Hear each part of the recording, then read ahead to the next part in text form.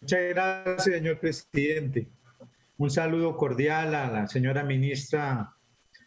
de Justicia y del Derecho, al señor director del IMPEC,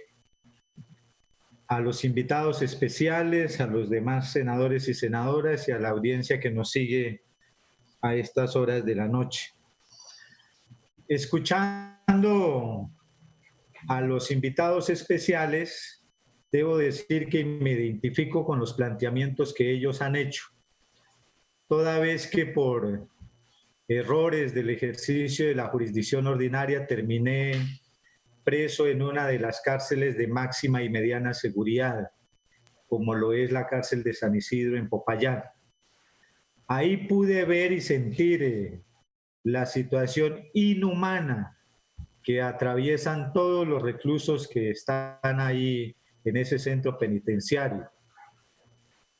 Es una situación lamentable que uno puede decir a carta cabal que son vivos muertos que están en estos centros penitenciarios, porque se pierde toda opción de vida digna debido, uno, al hacinamiento y dos, a los problemas estructurales que padecen los centros penitenciarios, como aquí bien se ha dicho y lo planteaban los miembros del Sindicato de Seguridad Carcelaria en el país. Esos problemas estructurales, la condición inhumana, la falta de políticas públicas para atender centros penitenciarios, que configuran el estado de cosas inconstitucionales que lo planteaba la señora ministra de Justicia y demás senadores y senadores, es a lo que hay que prestarles atención. Por eso me identifico con el tema de que se amerita una reforma de fondo estructural para atender esta situación que se presenta en centros penitenciarios. Quiero aprovechar para dirigirme a la señora ministra de Justicia y del Derecho, al señor director del IMPEC, para decirle que hace 4 años aproximadamente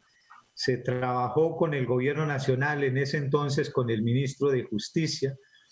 una ruta y unos protocolos para darle vía libre y fortalecer los centros de armonización que existen en territorios y comunidades indígenas. Logramos atender 15 centros de armonización en el norte del departamento del Cauca. Creemos que es un modelo que se puede seguir replicando, que se puede seguir aplicando en términos de otras formas o otras alternativas para que los comuneros, comuneras que cometen errores o desarmonías, pues lleguen a estos centros para terminar las penas que se les han impuesto. Señora ministra, ¿valdría la pena sentarnos de manera con amplitud de tiempo para revisar las rutas y los protocolos que se deben de incorporar en la creación de otro decreto, más allá del decreto que ahorita está en contexto? Yo creo que hace falta,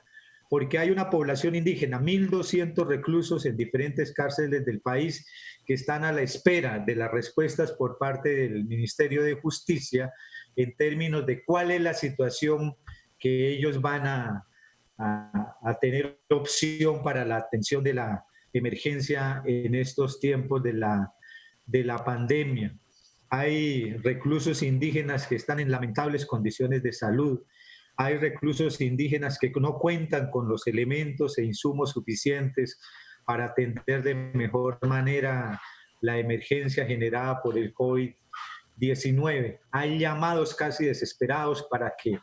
se les defina la situación a muchos indígenas que están en centros penitenciarios. Escuchaba la intervención del invitado especial donde manifestaba que la Fiscalía no le ha dado salida o no ha definido la situación de 70,000 personas que están a la espera que se les defina su situación. Un llamado a la Fiscalía para que le dé salida y podamos evacuar los diferentes centros penitenciarios. Nosotros creemos, como bancada del Partido Maíz, que impulsando estas estrategias de centros de armonización en territorios y comunidades, se le puede dar salida a un número muy importante de reclusos indígenas, 1.200 aproximadamente, que están a la espera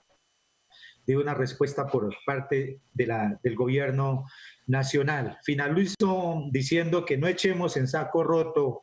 este llamado que le estamos haciendo. Es perentorio coordinar con las autoridades indígenas, con las organizaciones, para darle forma, fortalecer y robustecer los centros de armonización que son una alternativa innegable para superar el hacinamiento que está padeciendo los centros carcelarios, por un lado, y una alternativa que puede ser modelo en la lógica que la planteaba uno de los senadores que me antecedieron a la palabra, el senador John Milton Rodríguez, en términos de crear un modelo de justicia restaurativa en Colombia, más allá del tema punitivo que impera en estos momentos. Quería hacer esa intervención y muchas gracias, señor presidente, esperando que la señora ministra nos atienda este llamado. Gracias.